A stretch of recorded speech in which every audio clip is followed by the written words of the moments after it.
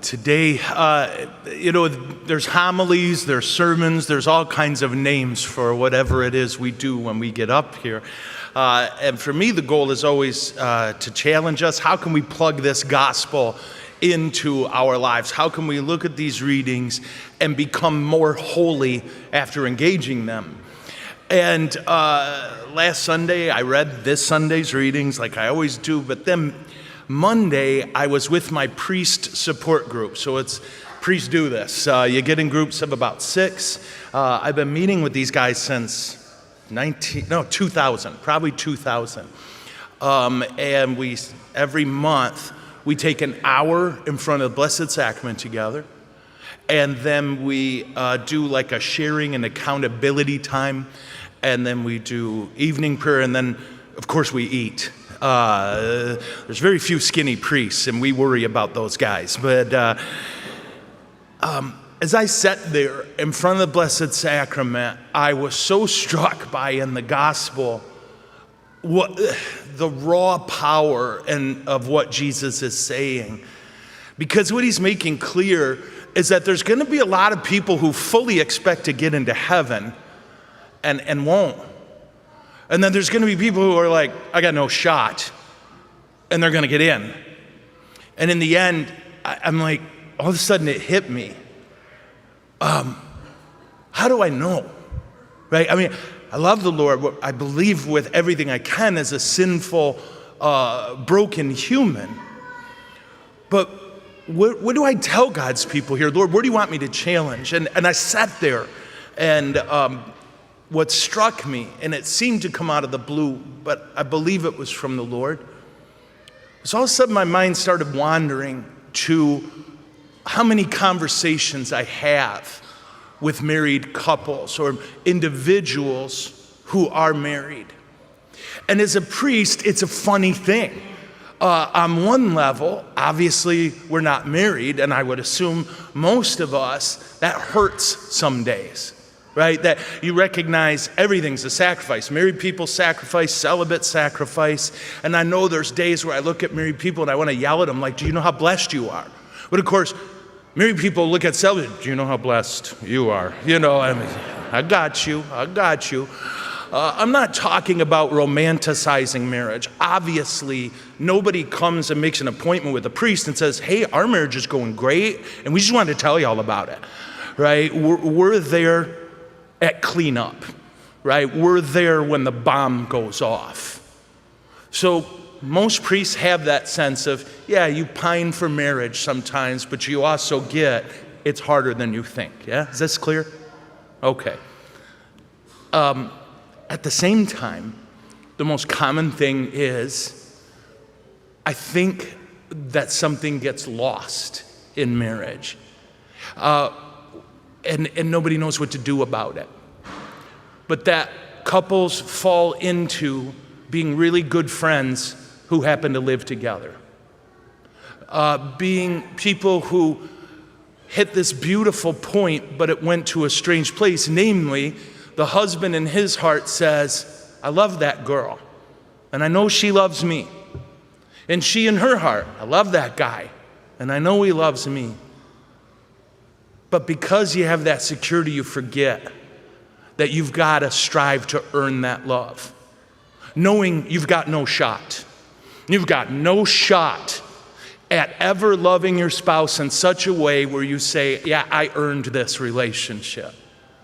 In short, we forget to court our spouses.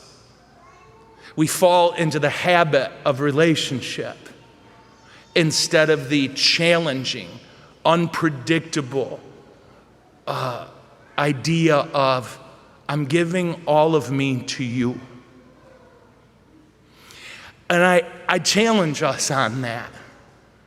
That if you're wishing the marriage was a more fiery or more intense or whatever it may be, well, then get after it. You get after it. You decide, I'm going to treat my spouse like I've got to earn that love, even though you don't have to, because my spouse deserves that. I'm going to stop taking my spouse for granted. I'm going to remain confident in their love, but I'm going to fight for it. I'm going to bleed for it. I'm going to serve for that love. And as all of that is bouncing around in my head, all of a sudden it hit me. I love the Lord. I do. I think I got used to him. I think in the same way that couples run into this, well, I know you love me, Lord. I know I love you. And I forgot to do the little things. I don't know when it happened. I don't remember a decision. But at some point, I slid into a comfortable relationship with my Lord. And right there in that chapel in DeWitt, Michigan, does anything good happen in DeWitt? This did, you know. I said, Lord, I'm so sorry. I love you. I'm sorry I take our relationship for granted. And I gave myself a challenge of a few things to do through the week, just to show, little ways to show you, Lord, I love you. I'm going to fast from this. Fat men don't fast well. Why? I love you. I want to bleed a little bit for you. I want to sacrifice for you. I need a reminder of how precious you are to me, Jesus. It's kind of that simple to say, and I assume it's going to be that hard to do, but I think that's what Jesus is talking about.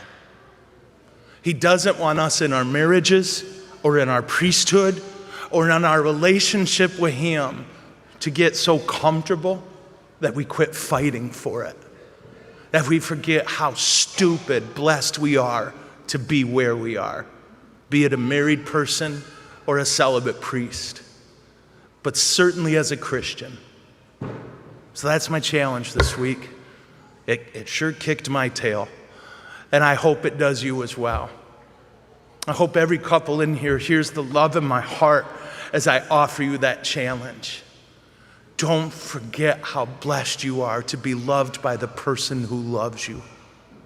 Don't forget that some time ago, you stood in front of an altar and you had no idea what you were doing. All you knew is you said, this one's mine forever. And somebody that you're crazy about actually said it back. You are blessed. Show your spouse how blessed you are. And in our relationship with Jesus, same thing. Same thing. I used to get in my truck. In fact, one of my first homilies here, back when the altar was way the heck over there, right? I remember telling you about this thing I would do every time I got in my truck. I'd be like, Jesus, sit with me. Let's talk while we drive. Well, I drove. Jesus is terrible behind the wheel. Wouldn't that be funny? I just thought of that. Focus, sorry. So I did it again this week. I forgot. I don't know when I quit doing that. But it was so important to me. And it's important again. So let's court our spouses. Let's court our God. Let's never forget how blessed we are to be loved. Amen.